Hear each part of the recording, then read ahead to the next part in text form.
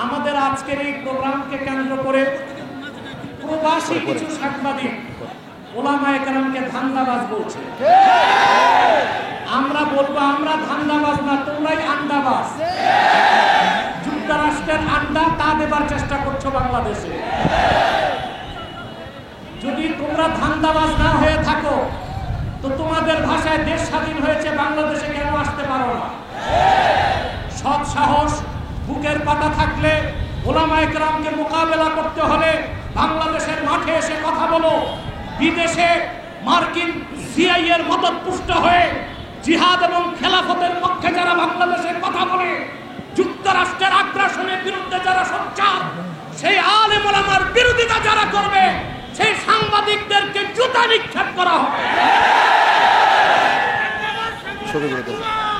মাত্র 30% টাকায় জমির মালিক হয়ে নতুন বাংলাদেশের গড়ে তোলার স্বপ্ন দেখা বাংলা বসতি।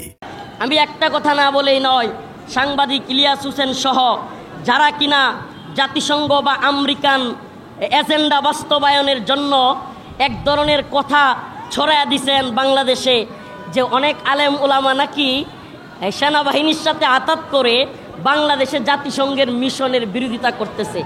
বাংলাদেশকে জঙ্গিবাদী রাষ্ট্র হিসেবে পশ্চিমারা সরে যাবে আর ভারত দখল করে নিবে। আরে শুনেন, এই সমস্ত থিওরি, এই সমস্ত কথা জাতির সামনে খাওয়ায়া আপনারা যদি অহংকারী হয়ে যান, মনে করেন আপনাদের সব গল্প সব কথা জাতি খাবে। স্পষ্ট ভাষায় বলে দিতে চাই, আমরা যেমন স্লোগান দিয়েছি দিল্লি না ঢাকা, তেমনি আমরা এখন স্লোগান দিব ওয়াশিংটন না ঢাকা, ঢাকা ঢাকা, ওয়াশিংটন না ঢাকা, ঢাকা ঢাকা। আমেরিকার কালো হাত ভেঙে দাও, ঘুরিয়ে দাও, ভেঙে দাও, গুড়িয়ে দাও।